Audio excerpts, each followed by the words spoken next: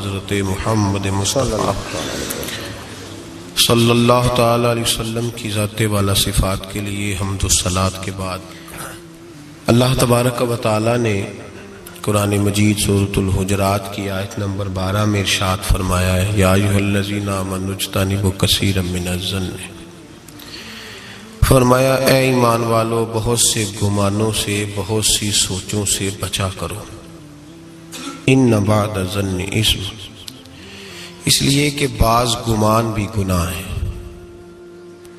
اور ولا تجسسوا، جاسوسی نہ کیا کرو، کسی کے چھپے ہوئے عیب نہ تلاش کیا کرو، سوچ اچھی رکھو، گمان اچھا کرو، فکر اچھی رکھو۔ کثرت کے ساتھ لوگ اس دور کے اندر عیب جوئی بھی کرتے ہیں اور عیب گوئی بھی کرتے ہیں۔ جب ہم معاشرے کے اندر نظر دوڑاتے ہیں تو ہر آدمی کی کوئی نہ کوئی خامی پھیلی ہوئی نظر آتی ہے، لوگوں کے سامنے پھیلی ہوئی۔ کوئی شخص کسی کے بارے میں کوئی اچھا لفظ بولتا ہے تو ساتھ ہی ایک شخص نئی بات کر دیتا ہے، کہتا ہے وہ تو ٹھیک ہے لیکن وہ بھی سنا ہے آپ نے ان کے بارے میں۔ یہ بدبو ہر جگہ لوگوں نے پھیلا دی۔ حضرت عبداللہ ابن مسعود رضی اللہ تعالیٰ عنہ فرمایا کرتے تھے کہ نبی کریم سید عالم صلی اللہ علیہ وسلم کے زمانہ مبارکہ میں جب کوئی شخص کسی کا عیب بیان کرتا تھا، غیبت کرتا تھا تو بدبو پھیل جاتی تھی، بدبو پھیلتی تھی، اور فرماتے ہمارے ناک جلنے لگتے، پتہ چل جاتا پورے شہر کے اندر کہ آج کسی شخص نے کسی کا عیب بیان کیا ہے، بدبو پھیل گئی۔ تو لوگوں نے حضرت عبداللہ ابن مسعود سے کہا جناب اب کیا ہوا ہے؟ فرمانے لگے اب بہت زیادہ پھیل گئی ہے، اب لوگوں کو وہ بدبو آتی نہیں، اب اس بدبو کے لوگ عادی ہو گئے۔ لوگ عیب جوئی بھی کرتے ہیں، پھر عیب گوئی بھی کرتے ہیں۔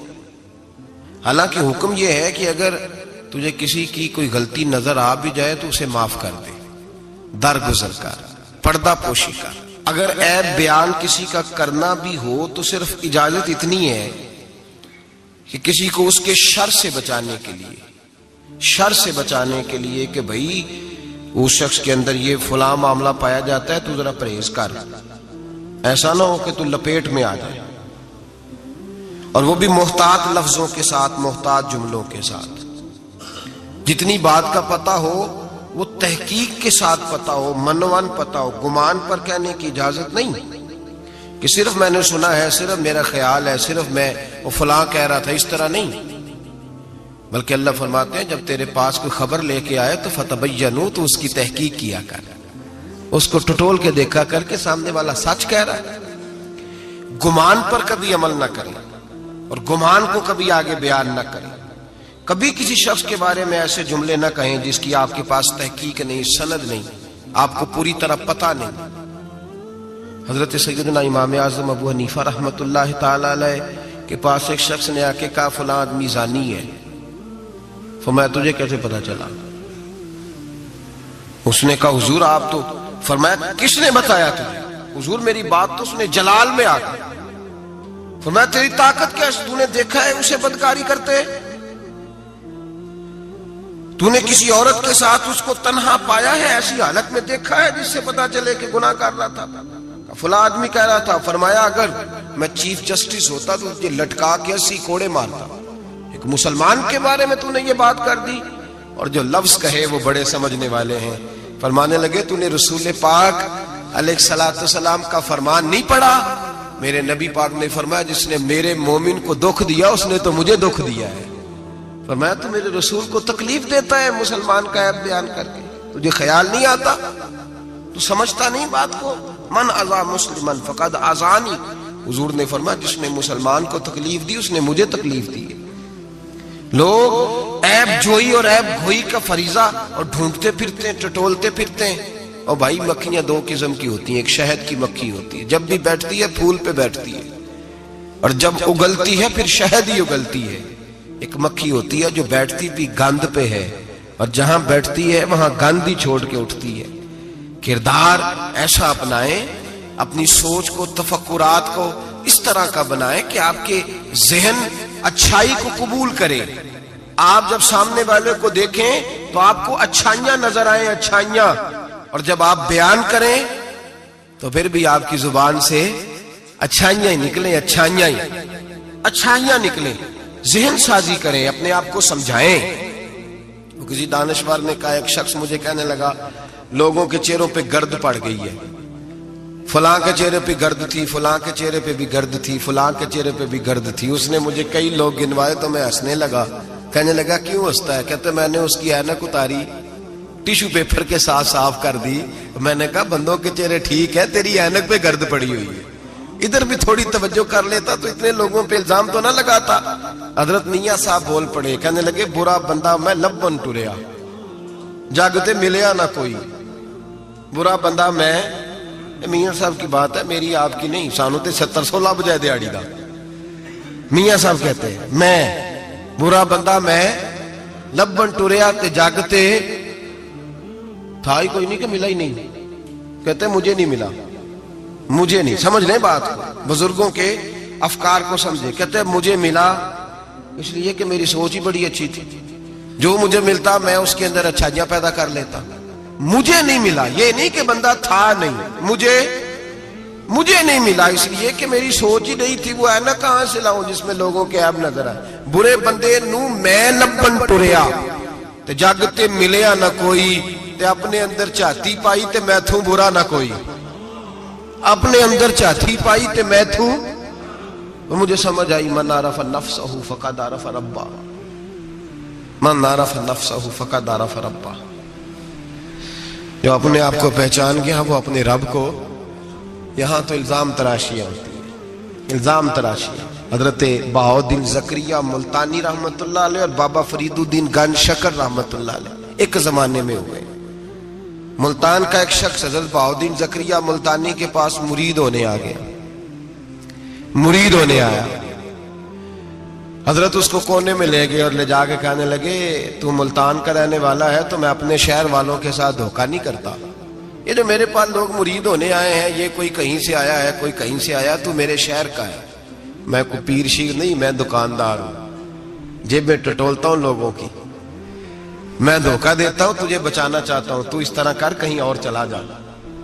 اس نے کہا حضور مشورہ دے کہاں جاؤں؟ کہنے لگے پاک پتن میں چلا جا, فرید الدین بہت بڑا فقیر ہے, بڑا فقیر ہے.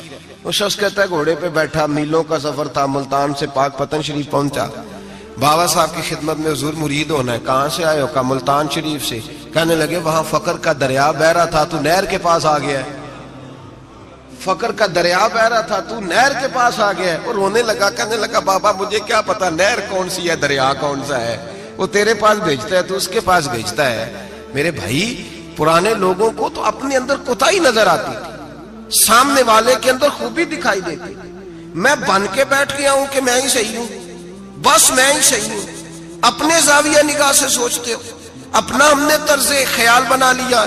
سوچ کی صفائی, سوچ کی پاکیزگی. دنیا میں وہ بندہ اچھا نہیں ہوتا جو صرف اکیلا اچھا ہوتا ہے.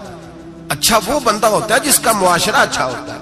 اچھا وہ بندہ ہوتا ہے جس کا خاندان اچھا ہوتا ہے. اچھا وہ بندہ ہوتا ہے جس کا حلقہ احباب اچھا ہوتا ہے. وہ اکیلا اچھا بن کے بیٹھ گیا تھا صرف میں صحیح ہوں اور کوئی بھی نہیں. تو کس طرح صحیح ہو گیا؟ تو اوپر سے گرا ہے. تو کس طرح ٹھیک؟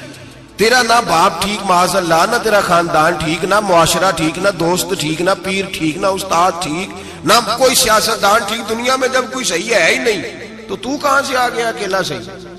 یہ کیسے ممکن؟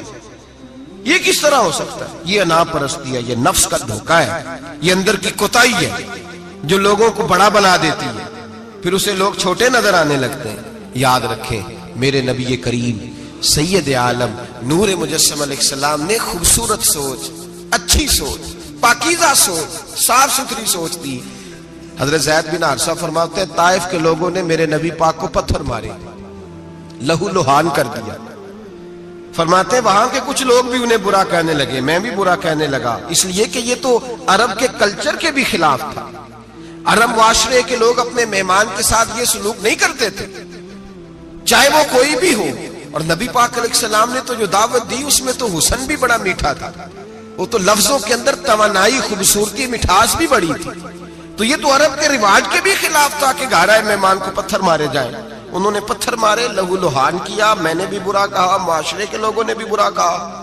اور فرمانے لگے پھر کمال ہو گیا، حضرت جبریل بھی حاضر خدمت ہوئے اور عرض کرنے لگے یا رسول اللہ صلی اللہ علیہ وسلم، رب فرماتا ہے کہ جبریل جاؤ اور میرے نبی سے جا کے اجازت لو، اگر میرے رسول اجازت دیں تو انہیں مسل کے رکھ دو، انہیں دو پہاڑوں کے درمیان انہیں مسل کے رکھ دو. مسل کے ہمارا کسی سے اختلاف ہو جائے نا تو زور جتنا ہمارے اندر ہو ہم لگا سارا ہی لیتے ہیں. جب پتہ چل جاتا ہے نا کہ میرے تعلقات کتنے کو ہیں، پھر ہم کہتے ہیں چلو دفع کرو، میں نے کیا کہنا ہے. اصل بات پتہ کیا ہوتی ہے کہ انگور کھٹے ہاتھ نہیں پہنچتا، ورنہ اختلاف ہو جائے تو دل ہمارا کرتا ہے کہ پیس کے رکھ دیں، لیکن چونکہ اتنی پہنچ نہیں ہوتی تو پھر لوگ واپس آ کے پتہ کیا کہتے ہیں، اور میں نے کہا چلو وہ تو فضول آدمی ہے، میں نے تو نہیں نا اس طرح کا باندھ جانا. اصل بات یہ ہوتی ہے کہ انگور ہاتھ نہیں پہنچتا. عرض کی یا رسول اللہ صلی اللہ علیہ وسلم، رب کریم فرماتا ہے کہ جبریل جا کے آپ اجازت لیں، اگر حضور آپ کو اجازت دے دیں. علماء نے یہاں بڑا خوبصورت جملہ لکھا ہے، اگر آپ سمجھیں تو بڑی خوبصورت بات لکھی ہے علماء کرام. علماء کہتے ہیں، اہل محبت کے لیے فکرہ ہے، علماء کہتے ہیں جو رب کافر کو سزا دینے کے لیے بھی رسول اللہ سے پوچھتا ہے، کافر کو سزا دینے کے لیے بھی کہتا ہے محبوب اگر تو کہے تو سزا دے دوں، کافر کو سزا دینے کے لیے پوچھتا ہے. ہم تو رسول اللہ کے کلمہ پڑھنے والے ہیں، اور جو نبی کافر کے بارے میں کہتے ہیں یا اللہ نہیں انہیں نہیں کہنا، تو محبوب اپنے غلاموں کے بارے میں یہی کہیں گے اللہ کوئی نہیں، بھول گئے تھے، معاف فرما دے، معاف کر دے. باریک نقطہ یہاں علماء نے بیان کیا، اس کو سمجھا کر. نبی کریم سید عالم صلی اللہ علیہ وسلم سے پوچھا، عرض کی یا رسول اللہ صلی اللہ علیہ وسلم، حضور رب فرماتا ہے اگر اجازت. اب سوچ کا معیار دیکھیں نبی پاک کی، حضور کی سوچ کی توانائی دیکھیں. صحت مند دماغ فروغ پاتا ہے اس سے جو افکار ہمیں ہمارے رسول نے دیے. بیمار ذہن لوگ یہاں تک نہیں پہنچ سکتے جن کو سارا زمانہ ہی برا لگتا ہے، فلانا بھی غلط، فلانا بھی غلط، فلانا بھی، تو جناب صحیح کون ہے؟ کہتا میں اکیلا ہی صحیح ہوں. او بھائی صحت مند سوچ نبی پاک نے فراہم کی. یا رسول اللہ اگر آپ اجازت دیں تو تباہ کر دیں، لیکن حضور کی امید دیکھیں، زاویہ نگاہ دیکھیں، سوچ کا معیار دیکھیں. میرے رسول نے فرمایا نہیں، انہیں تباہ نہیں کرنا. حضور کیوں؟ فرمایا ہو سکتا ہے ان کی نسلیں کلمہ پڑھ کے مسلمان ہو جائیں، اگر تباہ ہو گئے تو نسلیں کیسے آئیں گی، اولادیں کیسے ہوں گی؟ تو میں ان کی نسلوں سے بھی امید کرتا ہوں کہ میرے پیغام کو سمجھیں گی اور قریب آئیں. میرے بھائی یاد رکھیں اس بات کو، سمجھ لیں نبی پاک علیہ السلام نے ہمیں صحت مند سوچ دی ہے، ہمارے افکار و نظریات کو توانائی دی ہے. ہر وقت برا سوچنا، برا گمان کرنا، اس ملک کا کچھ نہیں ہو سکتا، یہ فلاں نہیں ہو سکتا. کیوں نہیں ہو سکتا؟ اٹھ باندھ کمر کیوں ڈرتا ہے؟ تو دیکھ خدا کیا کرتا ہے، تو عمل کر اور رزلٹ اللہ تبارک و تعالیٰ پہ چھوڑ دے. سوچ صاف ستھری، نظریات پاک صاف، اچھے افکار پیدا کریں، اچھے خیالات پیدا کریں، اچھی سوچ. کسی کی عیب جوئی نہ کریں، ڈھونڈتے نہ پھریں کہ فلاں شخص میں کیا ہے. میرے نبی پاک سید عالم صلی اللہ تعالی علیہ وآلہ وسلم نے ارشاد فرمایا اگر تم لوگوں کے عیب ڈھونڈو گے تو انہیں خراب کر دو گے. حدیث پہ غور کیا آپ حضرات؟ اگر تم لوگوں کے عیب ڈھونڈو گے تو انہیں، بندے خراب ہو گئے کہ تم خراب کر دو گے. اگر عیب ڈھونڈو گے تو تم انہیں خراب کر دو گے. کیا مطلب؟ فرمایا اس لیے کہ تمہاری نظر غلط ہو گئی ہے. اب تم روز نئے سے نئے گناہ کا زاویہ ان کے لیے بناؤ، روز نئی سے نئی بری سوچ جنم لے گی تو تم خراب کر رہے ہو اپنے زاویہ نگاہ کے مطابق. اس لیے کسی کے عیب تلاش نہ کرو، کسی کے عیب تلاش ڈھونڈتے نہ پھرو، جاسوسی نہ کرو. لوگوں کا معبوم مشغلہ ہے، خوبیاں بیان ہی نہیں کرتے، خامیاں ہی بیان کرتے ہیں، کوتاہیاں ہی بیان کرتے ہیں، کمزوریاں ہی بیان کرتے ہیں. لوگ جب بھی کوئی لفظ ڈھونڈ کے لاتے ہیں تو کوئی کمی والا لفظ ڈھونڈ کے لاتے ہیں. خوبیاں تلاش کر، خوبصورتیاں بیان کر، اچھائیوں کا ذکر کر، مثبت سوچ. اور نفسیات کے لوگ یہ کہتے ہیں کہ ٹینشن کے مریض اس لیے زیادہ ہیں کہ لوگوں کی سوچ مثبت نہیں، بڑے پریشان ہیں. کہتے ہیں وہ بندہ بھی غلط ہے، وہ بھی غلط ہے، وہ بھی غلط ہے، وہ چور ہے، وہ ڈاکو ہے، وہ فریبی ہے، وہ ظالم ہے، وہ جابر ہے. سارا دن ٹینشن میں رہتے ہیں تو پھر نفسیات کے مریض ہو جاتے ہیں. بڑی پریشانی. یہ بتائیں اللہ تبارک و تعالیٰ جب کسی کو دیتا ہے تو کسی سے مشورہ کر کے تو نہیں نہ دیتا، وہ کہتا ہے یرزقہ من حیث لا یحتسب، میں جس کو دیتا ہوں بے حساب ہی عطا کر دیتا ہوں۔ لوگ ڈھونڈتے پھرتے کہتے پتہ نہیں کون سا بینک لوٹا اس نے، پتہ نہیں کون سا بینک لوٹا ہے۔ ایک بہت بڑے ادارے کا مجھے وزٹ کرنے کا موقع ملا، بہت بڑا ادارہ تھا، میری طبیعت خوش ہو گئی۔ لاوارث یتیم بچوں کے لیے ادارہ بنایا اور جدید دور کے تقاضوں کے میں خوش ہو گیا۔ میں نے کہا کیا بات؟ ایک صاحب میرے کان میں کہنے لگے انہوں نے بڑے پیسے اکٹھے کیے، 3 گنا تو یہ کھا گئے، صرف چوتھا حصہ لگایا ہے۔ تو میں نے کہا آپ نے دیے تھے پیسے جو کھا گئے؟ کہنے لگے نہیں۔ میں نے کہا وہ جس نے دیے ہوں گے آپ کا قریبی رشتہ دار ہوگا؟ نہیں۔ دوست ہوگا؟ نہیں۔ میں نے کہا آپ کو کس نے بتایا کھائے؟ کہتے میں نے لوگوں سے سنا ہے، میں نے لوگوں سے سنا ہے۔ اور میں نے کہا نادان آدمی، کتنے کو پیسے؟ کہنے لگا جی کئی کروڑ۔ میں نے کہا تیرے میرے پر تو کوئی 5 لاکھ کا اعتبار نہیں کرتا، اس پر کسی نے اعتبار کیا ہے تو اسے لاکھوں دیے نا، تجھے مجھے کیوں نہیں دے دیے؟ اپنی سوچ کو صحیح کر، اپنے افکار کو سیدھا کر، تو یہ دیکھ تو صحیح رب کریم اس سے کام کون سا لے رہا ہے۔ میرے نبی پاک علیہ الصلوۃ والسلام نے فرمایا جس کے گھر میں یتیم پلتا ہے اس گھر کے فرشتے دیدار کرنے آتے ہیں۔ تو دیکھ تو صحیح اللہ کام کون سا لے رہا ہے۔ یتیم اور لاوارث جس کے گھر میں پڑھ رہے ہیں تو اسے معمولی آدمی سمجھ رہا ہے۔ لوگ 1 منٹ لگاتے ہیں، بدگمانی کرتے ہیں، بری سوچ رکھتے ہیں، کبھی قطعاً ایسی کوئی بات اپنے ذہن کے اندر نہ لائے۔ اور ویسے بھی حساب لینے کی ڈیوٹی اللہ تعالیٰ کی ہے، ہماری نہیں ہے۔ تو جو جس کا کام ہے وہ بہت خوب جانتا ہے کرنے کو، وہ بڑا بہترین کارساز ہے، بڑی باریکی سے جانتا ہے۔ یاد رکھیں بدگمانی نہیں کریں، بری سوچ پیدا نہ کریں، اپنے آپ کو تباہ نہ کریں، اپنے آپ کو بھٹکائیں نہیں، اچھا سوچیں۔ رب کریم جس سے کوئی کام لے رہا ہے بڑا اچھا ہی لے رہا ہے، جس سے اللہ کوئی کام لے رہا ہے وہ بڑا عمدہ لے رہا ہے، بھلا لے رہا ہے، بڑا اچھا لے رہا ہے۔ آپ اللہ تبارک و تعالیٰ کی منشا سمجھیں۔ ہاں میں نے شروع میں عرض کیا اگر کوئی کوتاہی آپ کو حقیقتاً پتا چلے تو منت کریں، سمجھانے کی کوشش کریں، یا اس شخص تک لے کر جائیں جو اسے سمجھا سکتا ہے۔ ہم کچھ نہیں کر سکتے، صرف کمیاں بیان کرتے ہیں۔ میرے نبی پاک سید عالم نور مجسم صلی اللہ تعالی علیہ وسلم نے سمجھایا ہے اپنے غلاموں کو۔ حضور نے پہلے تو فرمایا جاسوسی نہیں کرنی، کسی کا عیب، کسی کا کبھی بھی عیب تلاش، میٹھی بات، پیاری بات، خوبصورت بات تلاش کرو۔ نبی پاک نے فرمایا حکمت مومن کی گمشدہ میراث ہے۔ محمد ڈھونڈتا رہتا ہے، جہاں سے خیر ملتی ہے حاصل کر لیتا ہے، جہاں سے اچھائی ملتی ہے اس کو حاصل وہ ڈھونڈتا رہتا ہے۔ اس کے پاس جو زاویہ نگاہ ہے نا وہ بڑا حسین ہے، وہ تلاش کر کے اپنے حصے کی خیر کٹھی کر لیتا ہے، خیر کر لیتا ہے کٹھی، وہ ڈھونڈ لیتا ہے۔ کبھی عیب جوئی نہ کریں اور پھر عیب گوئی نہ کریں، کبھی نہ کریں۔ مثبت چیز سوچیں اللہ مثبت چیزیں عطا کرے گا، اچھائی سوچیں اللہ اچھائی نصیب کرے گا۔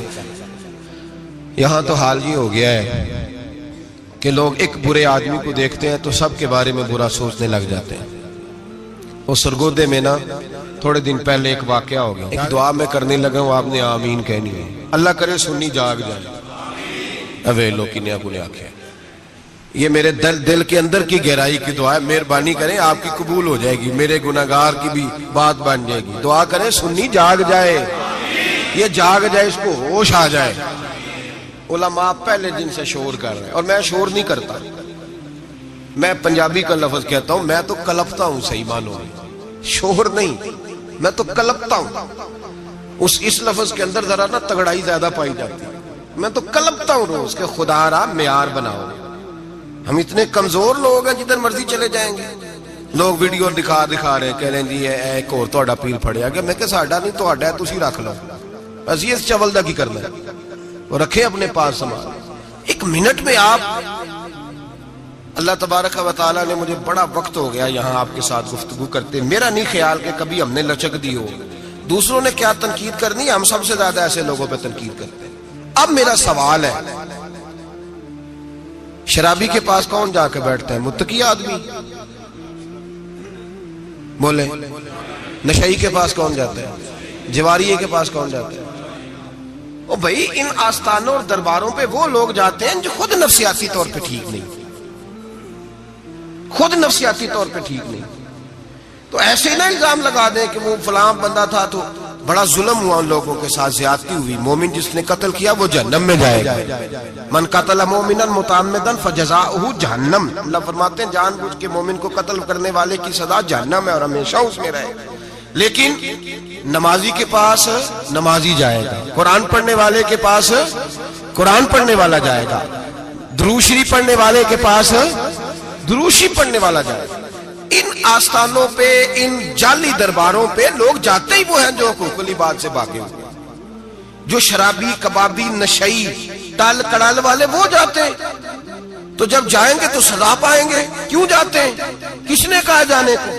اور میں بڑی دیر پہلے کا یہ بات کہہ رہا ہوں اور کہتا رہوں گا انشاءاللہ تعالی. میں اکثر کہا کرتا ہوں کہ بی بی گئی پیر پہ، پھر حالات خراب ہوئے، پیر پہ پرچہ ہوا، تو جس خامد کی بیوی گئی اس خامد پہ بھی پرچہ ہونا چاہیے. اس کی بیوی کیوں گئی تھی پیر کے پاس؟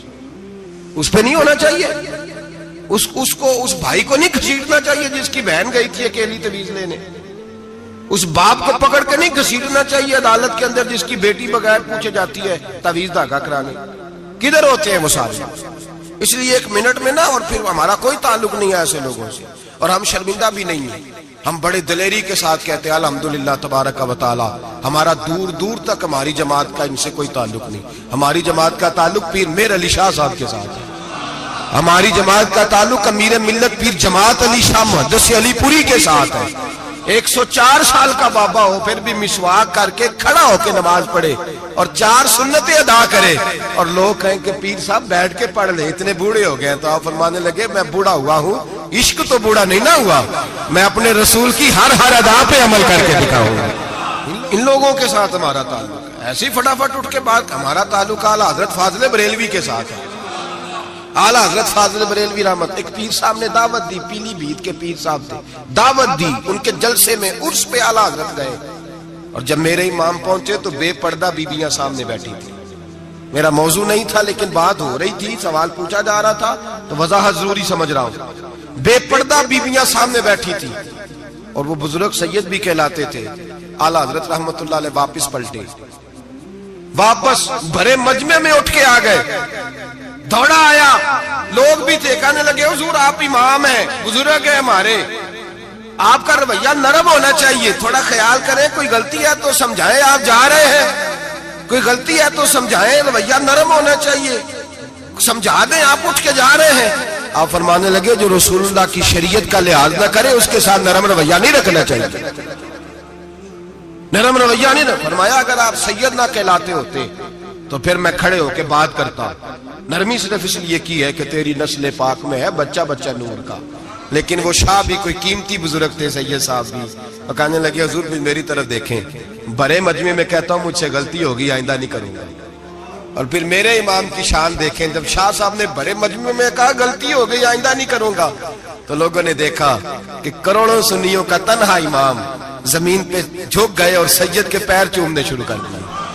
فرمانے لگے اگر آپ غلطی مانتے ہیں تو میں بھی رسول اللہ کی اولاد کا نوکر ہوں. تو میرے بھائی یاد رکھیں، ایسے ہی تھوڑا آ جائے. ہم کوئی ایسے گرے پڑے لوگ نہیں جس مرضی آدمی کو اٹھ کے ماننا شروع کر دے. ہماری عقیدت بڑی غیرت مند ہے، ہمارے نظریات بڑے پختہ ہیں، اور ایک منٹ کے لیے بھی ہمیں کوئی شرمندگی نہیں. پھاڑ کے ادھر پھینکتے. ہم کیا سمجھتے ہیں کسی کے درجنوں مرید ہوں یا لاکھوں مرید ہوں، ہمارے لیے کسوٹی رسول اللہ کی شریعت ہے، نبی پاک کا دین معیار ہے. اور میں ایک بات درجنوں دفعہ بیان کیا، پھر دہراتا ہوں. داتا گنج بخش علی اجویری رحمت اللہ علیہ 1000 سال پہلے کشف المعجوب میں لکھ کے گئے حضرت باعزید بستامی کا قول. آپ فرماتے ہیں تمہاری آنکھوں کے سامنے، یہاں تو کرامت دکھاتے ہی کوئی نہیں، کہانیاں سناتے ہیں، کہانیوں پہ لوگ لگ گئے. کون کرامت دکھاتا ہے؟ کہانیاں سناتے ہیں، لوگ لگ گئے، اس کو آرام آیا، اس کو آرام آیا، تو بھی چل تو بھی چل. یہاں تو بھیڑ چال ہے، بھیڑ چال بن گئی ہے. حضرت باعزید بستامی فرماتے ہیں اگر تم کسی شخص کو دیکھو کہ پانی پہ مصلی بچھا کے نماز پڑھتا ہے، ہوا میں اڑتا ہے اور اپنے ہاتھ پر پورا درخت اگا دیتا ہے، اور پھر دیکھو وہ نبی پاک کی شریعت کی مخالفت کر رہا ہے، اسے پیر نہ سمجھنا، بے دین سمجھنا. آنکھوں سے کرامت دیکھ بھی لی، تم نے دیکھ لیا سارا کچھ، اور اگر وہ سنت شریعت کا پابند نہیں تو ہماری نظر پہ چڑھ سکتا. ہماری نظر میں مجھے ایک صاحب کہنے لگے حضرت صاحب تواڈے تے مرید داڑیاں ناپ دے پھر دے نے، اور فلاں صاحب جو تھے ان کی داڑھی چھوٹی تھی تو کہنے لگے میں نے نماز نہیں پڑھنی. میں نے کہا یہ تنقید نہیں، یہ ہمارا کمال ہے. کمال ہے، کسی کی جیب تھوڑی نہ ٹٹولتے نظر آئے تمہیں. کسی شخص پر اس طرح کی اگر داڑھی کی بات کی ہے تو پھر یہ ہماری سوچ اور ہماری فکر ہے کہ ہماری نظر اگر جا کے کھڑی ہوتی ہے تو رسول اللہ کی سنت پہ کھڑی ہوتی ہے، نبی پاک کی شریعت پہ کھڑی ہوتی ہے. اس لیے ہم گنجائش نہیں دیتے ہمیں کو خشک سمجھ لے یا ڈاڈا سمجھ لے. ہمارے لیے معیار رسول اللہ کا دین ہے. تو ہم صرف اس شخص کو مجرم نہیں سمجھتے، جانے والوں کو بھی مجرم سمجھتے. ایک صاحب مجھے آج صبح کہہ رہے تھے جی یہ لوگوں کو پھانس کہتے لیتے ہیں. تو میں نے کہا جس طرح تمہارے سیاستدان تمہیں پھانس لیتے ہیں. تمہیں پتہ نہیں سارے کس طرح کے ہیں، پھنستے ہو کہ نہیں؟ پھنس جاتے ہو نا. تو میں نے کہا پھنسانے کا کیا ہے؟ یہاں تو لوگوں نے جال پھینکا ہوا ہے، جس کے جو قابو آ رہا ہے وہ کام نہیں کر رہا، چپ کر گیا. تو میں نے کہا یہ فٹافٹ بات تم نے پھیر دی ہے نا. درجنوں لوگ کہتے ہیں نا غلط ہے، لیکن تم چھوڑنے کو تیار نہیں ہوتے. تو بھائی اسی طرح لوگ پھنس جاتے ہیں، وہاں بھی باتوں میں ہی آتے ہیں جہاں سیاستدانوں کی باتوں میں آ گئے، چوروں وڈیروں ظالموں کی باتوں میں آ گئے. تو یہ جملہ اور یہ تھوڑی سی بات کہنی بڑی ضروری تھی، اس کو یاد رکھیں. ہمارا ایسے لوگوں کے ساتھ قطعی طور پر کوئی تعلق نہیں ہے. اور میں نے بڑی دفعہ کہا ہے قادری پیر ہو سکتا ہے، چشتی پیر ہو سکتا ہے، نقشبندی پیر ہو سکتا ہے، نوشائی پیر ہو سکتا ہے، نشئی پیر نہیں ہو سکتا. نشئی پیر سوال ہی نہیں پیدا ہوتا، ہو ہی نہیں سکتا. تو ایسے ہی ہم تو پھونک بھی نہیں مرواتے، سوال ہی نہیں. ہمارے قبلہ حاجی صاحب رحمۃ اللہ تعالیٰ علیہ سے ایک شخص نے کہا میں دم کرانے جا رہا ہوں، لیکن اس میں ساری خوبیاں، داڑھی چھوٹی ہے. فرمانے لگے نہیں دم بھی نہیں کرانا اسے. تو پھونک نہیں مرواتے، اتنے پابند ہیں کچھ بھی ہو جائے. اس لیے نظریات کو سمجھیں، افکار کے مطابق چلیں. اور ہمیں کوئی شرمندگی نہیں، اس لیے کہ ہمارا اس شخص سے کوئی تعلق ہے ہی نہیں. اس جماعت کا دور دور تک کوئی تعلق نہیں. جس کو بڑا شوق ہے وہ اپنے پاس لے جائے، اپنے پاس رکھ لے، ہمارا کوئی تعلق نہیں. بہرحال سوچ اچھی، فکر اچھا. اور اس بدگمانی میں اولیاء اللہ سے بدگمان نہیں ہو جانا چاہیے. اس بدگمانی میں اللہ کے بندوں سے بدگمان. 2 گناہ ایسے ہیں شریعت میں، صرف 2 گناہ جن کے بارے میں فرمایا اگر تم وہ باقی کا تمہیں عذاب ملے گا، جہنم ملے گی، یہ ہوگا. 2 گناہ ایسے ہیں جن کے بارے میں فرمایا تم سے اللہ جنگ کرے گا. اگر یہ گناہ کرو گے تو اللہ تم سے، بول کے بتائیے، اللہ تم سے جنگ کرے گا. جنگ کرے گا اللہ کون سے؟ ایک فرمایا جس نے سود نہ چھوڑا، فَأْذَنُوا بِحَرْبٍ مِّنَ اللَّهِ وَرَسُولِهِ. اللہ رسول اس سے جنگ کریں گے. جنگ ہوگی کھلے عام. اگر تو سود نہیں چھوڑتا تو تیاری کر لے، اللہ اور اس کا رسول جنگ کریں گے. سکون کیسے ہو سکتا ہے؟ تیری جنگ لگی ہوئی اللہ رسول کے ساتھ. اور دوسرا فرمایا من عاد لی ولیا فقد آذنتہ بالحرب. صحیح حدیث ہے، نبی پاک نے فرمایا، رب فرماتا ہے جس نے میرے کسی ولی سے دشمنی کی، جس نے میرے کسی ولی سے دشمنی کی، اللہ فرماتے ہیں میرا اس کے خلاف اعلان جنگ ہے، میں جنگ کروں گا. میرا ولی اور تو دشمنی کر جائے، اللہ کے ولیوں سے بدگمانی کرنا. رب حضرت بہاؤالحق نقشبند بخاری رحمت اللہ علیہ شیخ ہے سلسلہ نقشبندیہ. اور کیا بات ہے صوفی، کیا بات. یہ مرید تھے حضرت امیر کلال سے. کہتے ہیں جب میں پہلے دن بیعت ہونے گیا تو حضرت امیر کلال رحمت اللہ تعالی علیہ مرید کچھ ساتھ تھے، تو ان کے ساتھ نا کشتی کا مقابلہ ہو رہا تھا کھاڑے میں. حضرت بہاؤالحق نقشبند بخاری کہتے ہیں میں بخارے سے گیا سفر کر کے، اور جب بابا دیکھا تو میں نے کہا اوہو میں کہاں آ گیا، یہ کدھر آ گیا. اس کو میرا خواہش تھا جب میں آتا تو یہ قرآن پڑھ رہا ہوتا، درود شریف پڑھ رہا ہوتا، مجلس واعظ منعقد ہوتی، اوہ کی ضربیں لگ رہی ہوتی، اور پگڑی ہوتی، بڑی حسین جبہ ہوتا. تو یہاں تو صرف سادے کپڑے ہیں، ٹوپی بھی کوئی نہیں سر پہ. کہتے اب سوچا رات تو رہ نہیں ہے، چونکہ اتنا لمبا سفر کر کے آیا ہوں، واپس جا بھی نہیں سکتا، یہاں ٹھکانہ بھی کوئی نہیں. کہتے ہیں حضرت امیر کلال رحمت اللہ علیہ نے میرے لیے مہمان خانے میں بستر کا بندوبست کیا. میں جا کے سو گیا، عشاء پڑی، کھانا کھایا، سو گیا. کہتے ہیں خواب کیا دیکھتا ہوں کہ میں دلدل میں گھس رہا ہوں اور دھستا چلا جا رہا ہوں، بڑا پریشان خواب میں، شدید آزمائش. اچانک حضرت امیر کلال میری خواب میں آئے اور میرا ہاتھ پکڑ کے نا مجھے باہر نکال دیا. فرماتے ہیں میری آنکھ کھلی، وضو کیا تھا، جد کے نفل پڑے. اتنی دیر میں فجر کا وقت ہوا، نماز پڑھی تو حضرت خود ناشتہ لے کے آئے. جب ناشتہ لے کے آئے تو میں نے ان کا چہرہ دیکھا تو مسکرا کے کہنے لگے بیٹے اگر ہم پہلوان نہ ہوتے تو تمہیں دلدل سے کیسے نکالتے، اگر پہلوان نہ ہوتے تو تمہیں. فرمایا یہ تو تھا تمہارے سوال کا جواب، اب حکمت پوچھو. حکمت نہیں پوچھی تم نے مجھ سے. فرمایا پیچھے کسی نے خبر دی ہے کہ کافر حملہ کرنے والے ہیں، تو میں نے اپنے مریدوں سے کہا کھاڑے میں کشتی بھی کرو، اس لیے کہ ہم نے مسجد نبوی کی سنتیں ادا کی ہیں، قرآن پاک پڑھنے والی، درود پاک پڑھنے والی، ذکر فکر والی، اب یہاں بیٹھ کے کشتی بھی کرو، اس لیے کہ بدر والی سنت بھی ادا کرنی ہے، احد والی سنت بھی ادا کرنی ہے، خیبر والی سنت بھی ادا، ہو ہلکا یاراں تو برے شمس کی طرح نرم، رزم حق و باطل ہو تو فولاد ہے مومن، فرمایا مومن نے اب فولاد بھی بننا ہے، وہ والی سنت بھی ادا کرنی ہے۔ حضرت بہاءاللہ نقشبند بخاری کہتے ہیں میں پیروں میں بیٹھ گیا، میں نے کہا حضور مرید کر لے، کہنے لگے ٹھہر جا کچھ دیہاڑے اور سوچ لے، ابھی پتہ نہیں کون کون سی باتیں تیرے سامنے آئیں گی، ذرا اور تجربہ کر لے۔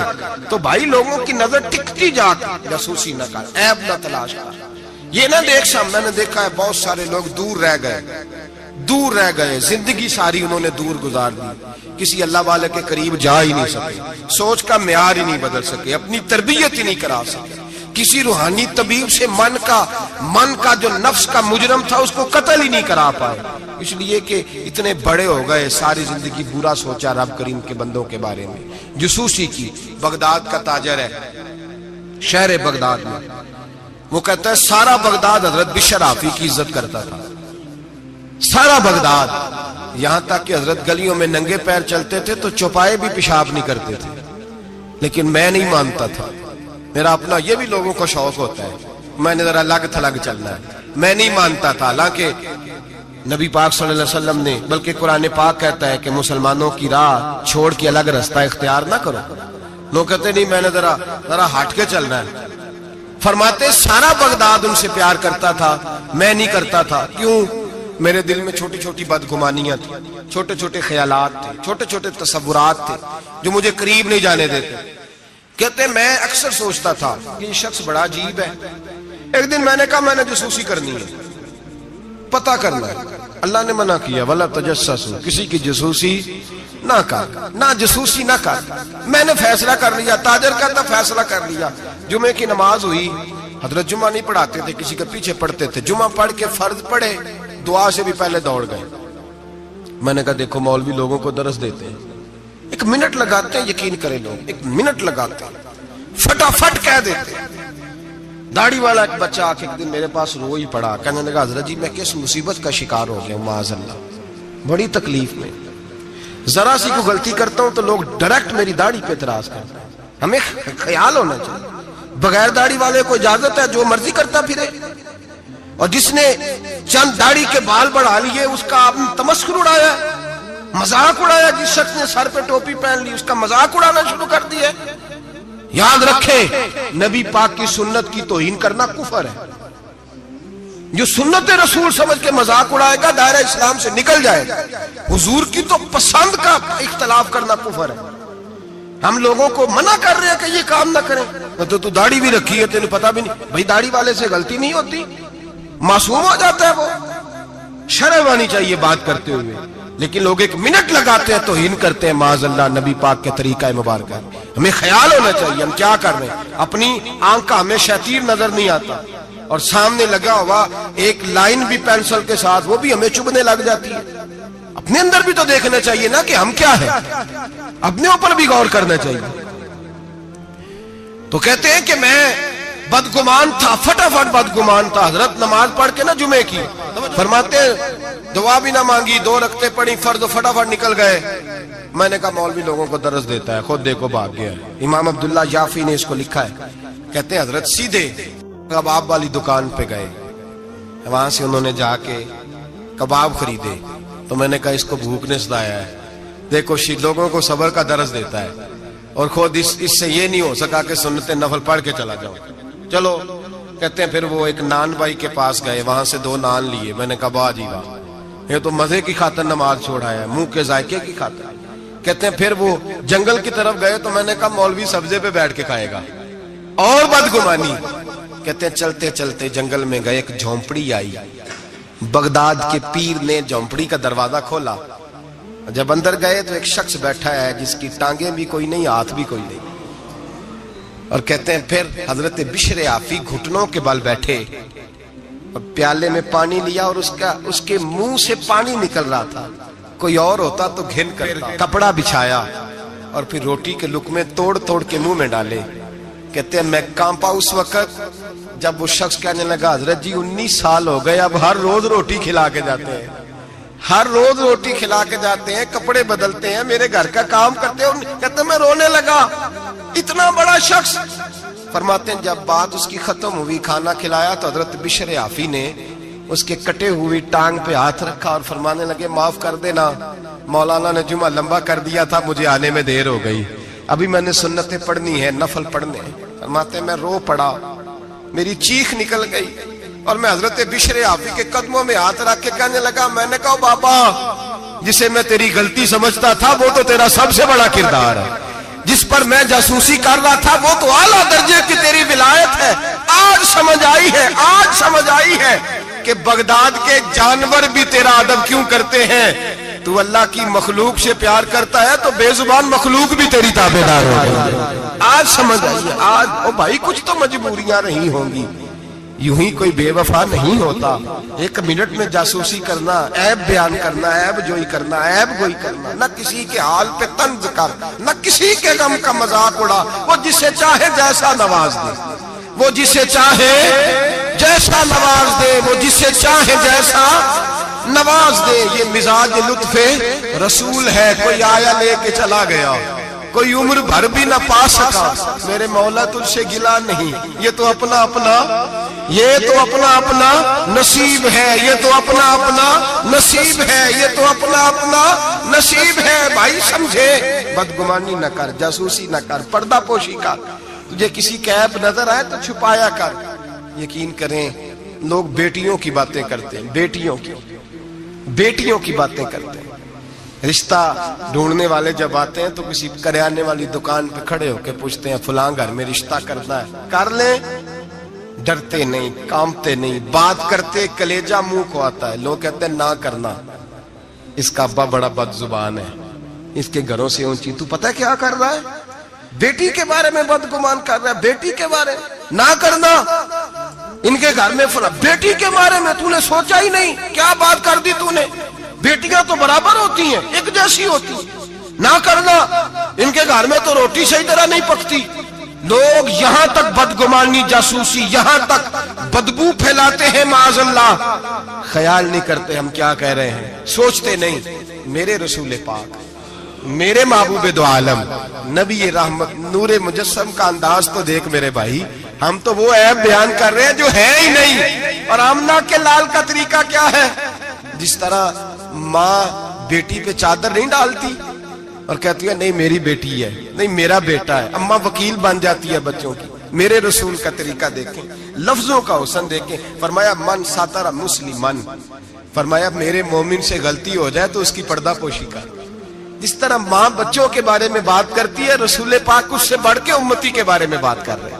فرمایا من ساتر مسلمن، من ساتر مسلمن، کون ہے جو میرے مسلمان کی پردہ پوشی کرے، کون ہے جو گناہ دیکھ کے معاف کرے، کون ہے جو اس کی پردہ پوشی کرے، اب جو من ساتر مسلمن، فرمایا جو میرے مسلمان کی پردہ پوشی کرے گا ساترہ اللہ یوم القیامہ، فرمایا اللہ کے رسول کا وعدہ ہے کہ رب قیامت کے دن اس کے گناہوں پہ پردہ ڈال دے گا، اس کے۔ اور صحیح مسلم میں میرے نبی پاک نے فرمایا اللہ اپنی رحمت کی چادر ڈالے گا بندے پہ، اللہ اپنی رحمت کی جو اس کی شان کے لائق ہے، اور چادر کے نیچے اس کو چھپا کے اللہ پوچھے گا جو لوگوں کے اب چھپاتا رہا، کس طرح چھپائے گا وہ بھی وضاحت دوسری جگہ پہ۔ فرمایا اس پہ چادر ڈال کے، جس طرح دو لوگ چادر میں چھپ کے سرگوشی کرتے ہیں، رب کریم پردہ ڈال کے پوچھے گا یہ گناہ کیا تھا، بندہ ڈرے گا، اے اللہ میں بھول گیا تھا، غلطی وہ بھی کیا تھا، اے اللہ غلطی ہو گئی، وہ بھی کیا تھا،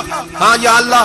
فرمایا میں نے دنیا میں تیرے پردے رکھے تھے، آج بھی تیرے پردے رکھوں گا، جا میری رحمت کی چادر کے اندر چھپ کے جنت میں داخل ہو جا۔ میرے بھائی نہ عیب جوئی کرو نہ، اور سن لیں یہ میرے نبی پاک کا فرمان ہے، یہ میرے رسول کا فرمان ہے۔ زمین پھٹ سکتی ہے، آسمان ٹوٹ سکتا ہے، ستارے جھڑ سکتے ہیں، دریا بہہ سکتے ہیں، قبریں کریدی جا سکتی ہیں، قیامت آ سکتی ہے، پر رسول اللہ کا فرمان کبھی غلط ہو سکتا، نبی پاک کا فرمان غلط ہو سکتا۔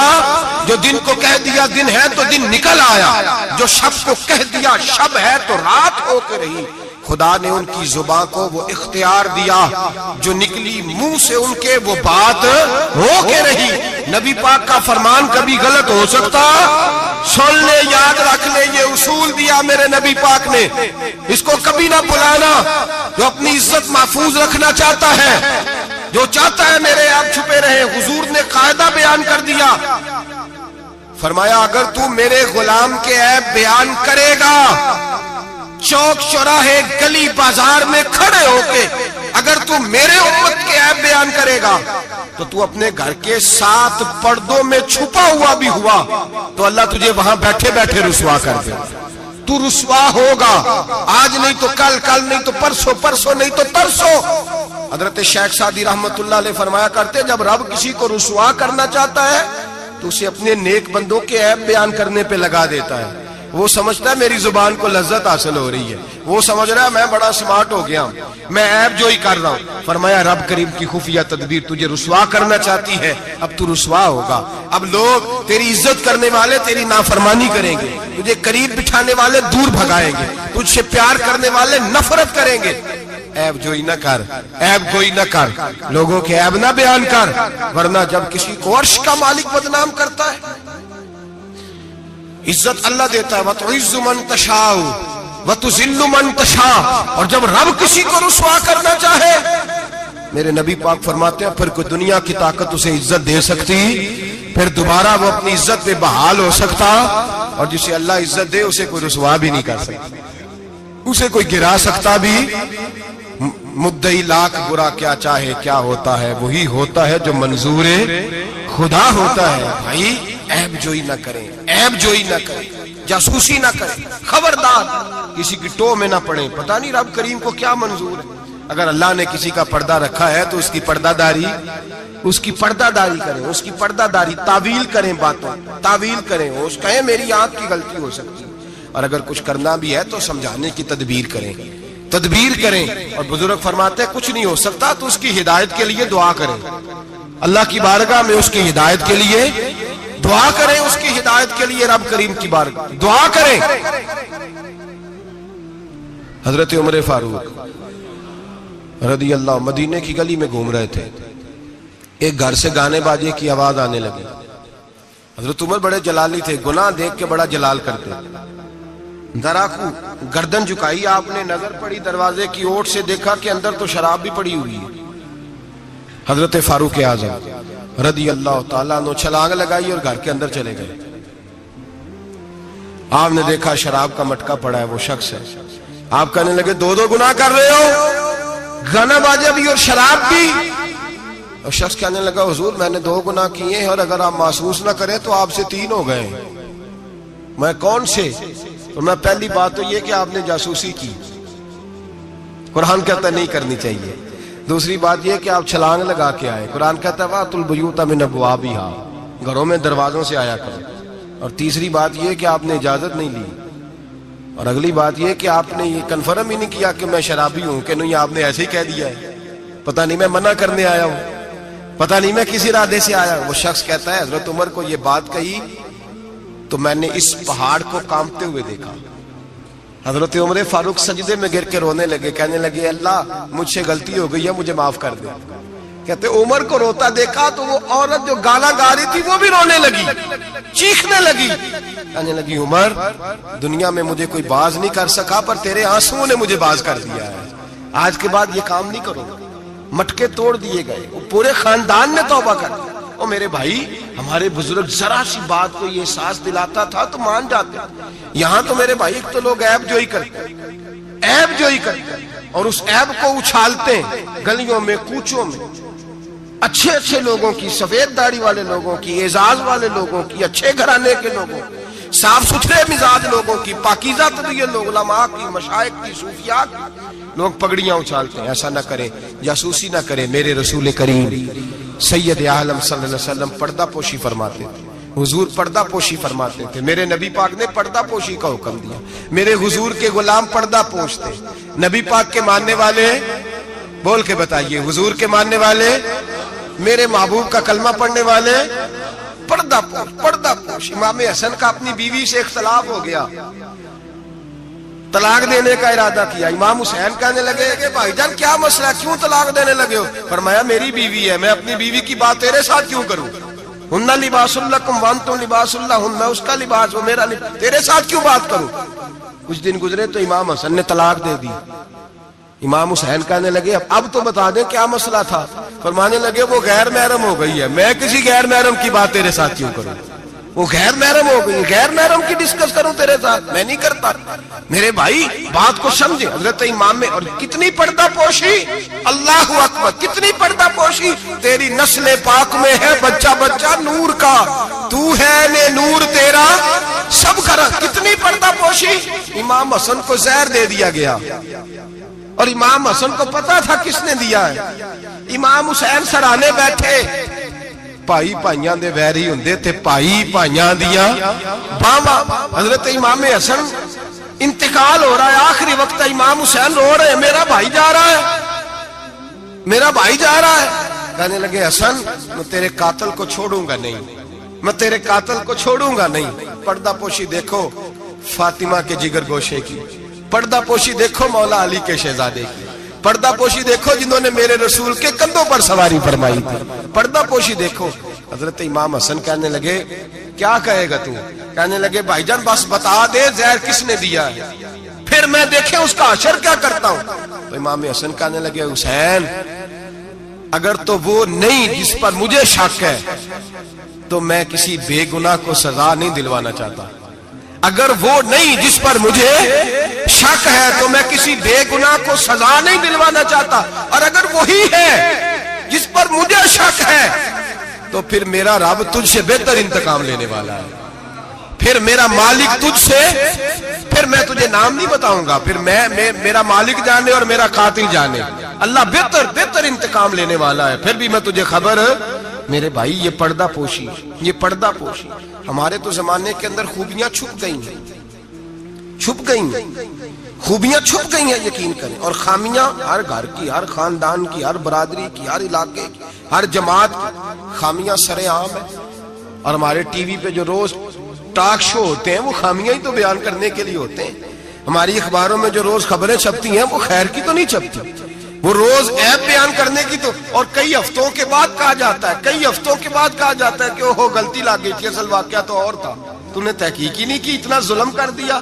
6 سال 10 سال ایک آدمی کی پگڑی اچھلتی رہی, رسوا ہوتا رہا, اور پھر 10 سال کے بعد کا باعزت بری کرتے. پہلے تحقیق تو کر لیتے, عزت تو اچھل گئی, تماشا تو لگ گیا, ہر چوک چوراہے میں بات تو ہو گئی, اور اب باعزت کا لفظ کا کیا مطلب؟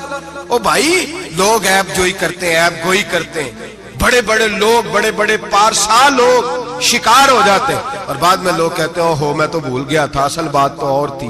پہلے سوچ کر کہہ, پہلے سمجھ کر بات کر, پہلے احتیاط کر, زندگی میں کسی کا عیب بیان نہ کریں. اور جب آپ کسی کا عیب بیان کر رہے ہوتے ہیں اس کا مطلب یہ ہے کہ آپ کی سوچ کس طرح کی کام کرتی ہے, آپ کا عمل کس طرف جا رہا ہے, آپ کا طرز حیات کس سمت گھوم رہا ہے. اپنے افکار کو خوبصورت بنائیں. مسلمان خوبصورت ہوتا ہے, خوبصورتی کی بات کرتا ہے. آپ یقین کریں ایک صحابی کی حدیثیں, فضیلت کی حدیثیں دوسرے صحابی نے روایت کی. ایک حدیث سنا کے بعد ختم کرتا ہوں. کسی نے پوچھا حضرت فاطمہ الزہرا سے رضی اللہ تعالی کا, بی بی جی بتائیے نبی پاک کو سب سے پیارا کون تھا؟ تو حضرت فاطمہ کہنے لگی سیدہ عائشہ. کا مردوں میں؟ فرمانے لگے جناب عائشہ کے والد ابو بکر صدیق. تو کسی نے پوچھا حضرت عائشہ صدیقہ سے وہی سوال, کہا جی نبی پاک کو پیارا کون تھا؟ فرمانے لگی سیدہ فاطمہ. تو کہا مردوں میں سے؟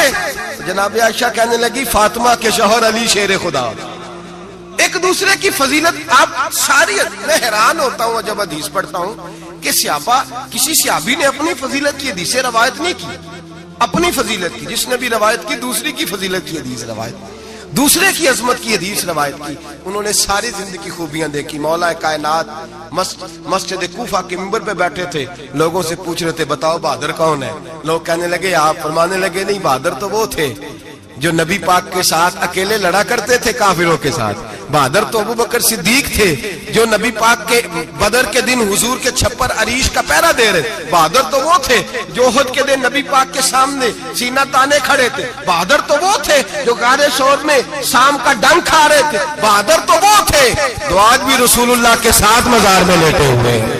میں وہ صحابہ ایک دوسرے کی فضیلت بیان کرتے, ایک دوسرے کی عظمت بیان کرتے, ایک دوسرے کی شان اور عظمتوں کا تذکرہ کرتے. حضرت سیدنا ابو بکر صدیق حضرت علی کی شان بیان کرتے, مولا علی سیدنا ابو بکر کی, عثمان غنی حضرت سیدنا عمر کی شان بیان کرتے, جناب عمر عثمان غنی کی عظمت بیان کرتے. وہ تو خوبیاں بیان کرتے تھے, ان کے منہ کو تو شہد لگا ہوا, وہ تو ایک دوسرے کے بارے میں میٹھی بولی بولتے. ہم صرف اپنی بات, میں اچھا باقی غلط, میں اچھا, خدا مجھے ایسی خدائی نہ دے کہ اپنے سوا کچھ دکھائی نہ دے, خدا مجھے ایسی خدائی نہ دے کہ اپنے سوا کچھ دکھائی نہ دے. آنکھیں کھول کے دیکھا کریں.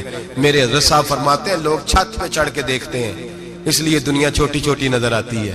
اللہ کرے زمین پہ بیٹھ کے اوپر دیکھیں لوگ بڑے بڑے نظر آئیں گے, بڑے بڑے نظر آئیں گے. مٹھاس پیدا کر, خوبصورتی پیدا کر, توانائی پیدا کر, سوچ کو صحت مند کر, ذہن کو بیمار نہ کر. خیر کی آنکھیں کھول کے دیکھ, تجھے زمانے میں بڑا حسن نظر آئے گا, بڑی پاکیزگی نظر آئے گی, بڑا سبزہ نظر آئے گا. میٹھی آنکھ کھول, پھر دیکھ تیرا دل ٹھنڈا ہو جائے گا.